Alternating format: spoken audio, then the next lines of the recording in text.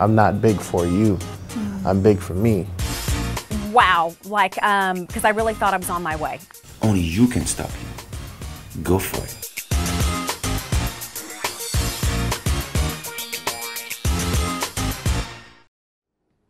Hi, I'm Keri Murphy, and welcome back to Inspired Living TV. Imagine how different the world would be if it was just a little bit more compassionate. Better yet, if each and every one of us just did a random act of compassion each and every day, the world would be such a different place. Well, today I am very excited to sit down with my friend Shane Jeremy James, who is one of the world top personal development and business development coaches and mentors, who is on a mission of doing just that, bringing acts of compassion to not just where we are today, but throughout the globe. And today he's going to be sharing some of his top tips and strategies with you. So Shane, thank you so much for coming all the way from Canada to sit with me today and share kind of your story and what you're so passionate about making happen in the world. Yeah. You're known as one of the top leaders in personal and business development. So before we talk about your global movement that you're working on, I want our lovely audience to hear a little bit more about you and your background, because you really are a serial entrepreneur. Like, it's in your blood. So tell us, like, how it all started for you. What was your first business? From when I was really young? Yeah. Like tiny young? The first one was probably the hockey cards one. And hockey cards was, I would go to the local store, made a deal with the local store owner, buy the boxes, and then I would open up all the cards in the boxes and I would sell each card to each kid. You know, I grew up in Canada, so with hockey, you can sell the cards. Right. And of course, the higher, the better players, I got more money for. And we started moving a lot of cards, and for a young kid making, $1,500, $2,000 a month, that's pretty good. Yeah, I think there's some people that would really enjoy just having that extra cash flow from selling cards, right? That's and right. As a young boy, that's really impressive. And that was just something that was kind of innate in you, because you don't come from a family of entrepreneurs. No, it was one of those things where I knew there was more out there. And I loved business. It was just something in me. But when I look at the hockey cards, I didn't really know it was business. Right. So when you say it was just innate in you, sure. It was just in me. Yeah. Yeah. And so that has obviously taken you to where you are today, where you have multiple businesses, you've created multiple of millions of dollars, and you're really doing something that you care a lot about. Yeah. Tell us a little bit about that. So the World Peace Actions of Compassion movement was something that we just had to do. And it was something that I was so passionate about, creating change in the world. I've always given back and helped people. And this was a thing where I seen people were becoming so divided. And I wanted to bring didn't matter what religion you were, what race you are, or how much money you had. I wanted to bring everybody together to one community to start doing compassionate things. So instead of just walking by the stranger, you just don't walk by them. If you see them in need, you stop and help them. And there's got to be more leaders that start to lead movements and things like that can help people and be more compassionate just in general. So you've always kind of been into philanthropy and giving back, but this for you even like changed how you showed up in the world and how you saw people. How did that have an effect on your life, just being committed to doing at least one random act of compassion a day? Yeah, that's a great question, because I truly never thought it will change me as much as it's changed me now. And the reason is because I thought, well, I'm already a compassionate guy, so I'm just going to do it and I'll roll with it and it'll be just, fine and dandy. So then as I started doing it and actually thinking about doing a compassionate thing every day, things started to happen. A great story was, I was in my office one night. We got there at 5:30 a.m. We worked till like the next night at like midnight. And, I just love it, by the way. Right. And that's how you become successful, by the way, it's work ethic. Right. And so anyways, back to the story. And so I left the office. I was so tired. I was like, honestly, when I was in the elevator, I just about fell asleep in the elevator. Like, true story. Yeah. And I got out of the elevator. I was walking down the street. A homeless person came over, and he said to me, I don't want money. I just want food. I have not eaten for 4 days. Wow. I completely believed him. I could tell he was sincere. Right. At that point, I had a choice. A year ago, honestly, I would have said, I am so tired. I just want to go home and go to bed. I just want to go home, go to bed. I have to be Yeah. back at the office at 5:30 a.m. Come back maybe tomorrow or something, and I'll get you tomorrow. Right. And I knew at that point I had changed from creating this movement. Because at that point I said to myself, I have a beautiful office even to sit in. Yeah. This man would do anything to be in that office.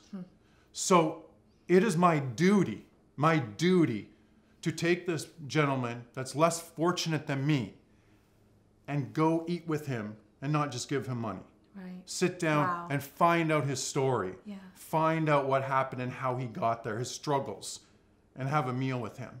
And that's when I knew that I really changed. And that's what we got to do in the whole world. We've got to understand that compassion is just not handing out money. Compassion is about really taking the time for people and starting to get that compassion into our souls, where it becomes an everyday thing. We live it, we breathe it. We don't have to think about it. We shouldn't have to think about it. We shouldn't. And there's so many people out there that need compassion, right? And yet we're all so busy. We're busy and Yeah. we're being pulled so many different directions. And Shane, people could easily say, gosh, that sounds like such a great idea. It sounds so nice, but I don't have time to go take someone to dinner or, you know, to go out of my way to do something like that. What would you say? What would you say to them? It's not just doing things like that, it's anything. So for example, in our movement, there's been days and there's people that have joined our movement from all over the world. And I got tons of stories now. And one might be, I gave a stranger a compliment today. Yeah. That's an act of compassion. So here's an example. One day I just pick one day and I go, I'm gonna give 15 strangers compliments. That doesn't take a lot of hard work now. No, it doesn't. And when sometimes people push against me, against our movement, and they say, well, one act per day, that's like hard. I'm like, so you can't give somebody a compliment? Come on now. Which is so funny, Shane, because I do that all the time. And it was one of the things my grandmother growing up, when I was around her at the supermarket, no matter what the person looked like, she would make sure that she said something nice. Like, I love your earrings, honey, or I love what you're wearing. And Yeah. I do that everywhere I go. And it's just amazing how something so simple, like a compliment, can just put the biggest smile on someone's face. So it doesn't have to be go spend hours with a homeless person and take them to dinner. It can be so simple as to even taking care of your environment when you're going for a run and you see something, you know, on the sidewalk, picking it up and throwing it away, right? I mean, it doesn't have to be that physical stuff, or can it be anything? It can be anything. Anything that can make the world better. And the whole movement's called World Peace Actions of Compassion, to create a better world. And so it's, I mean, I have so many different types of stories that have come in from somebody held the door for 30 people in one day. Yeah. Held the door. Yeah. That's compassionate. Right. And so when I actually Love seen it, that, yeah. then so I started to do it more. Yeah. And And people really feel like, wow, like, thank you. they do, because they're not used to it, which is crazy when you think about it. When you think about what's happened in our society, when people actually have to go, wow, someone held the door for me. Yeah. That should just be in our DNA. So true. Or someone paid me a compliment today, or someone went out of the 100%. way and did something nice for me. The fact that we're in a place right now in the world where that is not the norm is kind of scary, right? And Inspired Living, we're all about inspiring lives, but we're also about empowering entrepreneurs. And Shane, I definitely want to tell people more about how they can get connected to this message. But from what you've created, and you've created a lot of wealth and success, you know, what are some of the, like, what are the 3 main tips that you would share with someone that has really helped catapult you into this place of success and just inner, like, well-being, right? Because success is one of those words that is nebulous to, and it's so different to everyone. But for you, like, what has helped you reach where you are today? I think for sure there's 3 things that are fairly easy on that. The one is definitely belief. I mean, and you always hear it. People say you got to believe, but I'm telling you, you truly got to believe. Right. And Like, how do they do that if they don't believe? you know, you've got to get out there and keep taking action more and keep understanding that there's going to be lots of setbacks and there's going to be lots of challenges, and that's how you're going to learn. So true. Yeah. And you got to get around people that believe too. So you got to get yourself into environments of people that have strong belief systems. And because a lot of times people won't support you, not because they don't want you to succeed, is because they can't see themselves doing it. So Right. think about it. If somebody can't see themselves doing it, they're not going to be like, hey, yeah, Go you can for do it. it. Yeah. It's not going to happen. Right. So you got to understand that because of that, now you kind of start to be on your own a little more when you're striving for your dreams and your goals and stuff like that, because you're breaking away from the norm. Right. And you have to break away from the norm. If you don't break away from the norm, you stay here. And another point for me, I think, was not living in the past. So when you live in the past, you can't move to the future. Right. So when I seen myself make a mistake or go through challenges, I learned from it and I move on. I don't look back. Right. You don't stay there and keep thinking about it and No. obsessing or looking at it as a regretful situation or time in your life. No, that'll take away your motivation Right. and you won't move forward. Yeah. It's impossible. Right. And you have had some challenges in your past. I mean, it's not like you woke up one day out of the room and you showed up in this beautiful suit and was like, here I am, I'm going to be successful. And that's the thing, is that we all go through challenges. And like you said, you have to have the belief, but more importantly, or just as important actually, you have to find other people who will support you in that belief. And so sometimes it is really uncomfortable because people have to break away from friends or negative family members or things like that so they can surround themselves with those positive people. So you're a ferocious reader. Like, you've read over 700 books. I thought I was a good reader, but how has that impacted your success, your business, your overall life? Well, when you think about it, after 700 books, if it hasn't impacted, there's something yeah, wrong. Right. You're not reading the right books. Yeah, totally. So it made a massive difference in my life. And that's, I always say, is you have to become a reader and you have to keep learning to succeed. And that's one of the major things is I learned was modeling other people before me. So that builds your belief system. So the more I read, I started to see people succeeding, and I knew, okay, if this person here really overcame a lot of struggles, but made it to here, why couldn't I? Absolutely. And if I was not able to achieve that, it's only because I didn't believe at the time to be able to achieve it. Because here's the thing too, is when you start to develop that strong belief system, you start to keep learning. Because the more you learn, the more you get closer to your goals. But the only reason, for example, like in books like that, if that I learned a lot, I think, was if you know, here's how you know you believe. When you get up, say, example, at 5:30 a.m. in the morning, and you want your goals that bad, and you keep doing it, you know you believe because you're taking action, because it's making you take action. Right. So it's literally pulling you. yeah, because you wake up and you just do it. So somebody that doesn't believe, they'll get up at 8:30 a.m., let's say, for example, or they won't work on their relationship because they truly don't believe that they can make it happen. So for example, here's a great analogy. If I put $1 million into a bank account right now, and I said, you personally have to get up every morning at 5:30 a.m. and then you get your $1 million, you would get up every day at 5:30. I would. Now I would get up. Think about it. Why? Because you believed. Yeah. You believed. Right. So the problem is we got to do it the other way. The $1 million is not going to be there, but it can be there. The great relationship can be there. It can all be there, but it's got to come from the start, and that's what gets you to take action. That's good. All right. Like it. So if you were to tell people, like, top couple books, I know there's so many, it's so hard to say, but what are some great places for them to start picking it up and reading? That's a super good question. And everybody asks me that because I've read so much. Here's the answer to that. There has never been one specific book that I can recommend because I used the certain books at certain times in my life for when I needed them. Which one had one of, like, the most impacts on you? I mean, if we go back to the classic for business, Think and Grow Rich. Sure. You know, that's my mentor. It's a good one. Yeah, my mentors who are worth $100 million and $1 billion and stuff. One of the guys that's actually worth $500 million, that's the only book he's ever read. Really? Think and Grow Rich. Yeah, he's Okay, I'm actually going to never go pull read it another back book. out off my bookshelf. And let's talk about that mentorship. You do have incredible mentors in your life. And I'm sure, again, they didn't just show up one day and say, hey, let me help you, Shane, build your business or build your vision. How do you actually go out there and find the right mentors for you? Because I think a lot of people need mentors. I mean, it's something I very much believe in.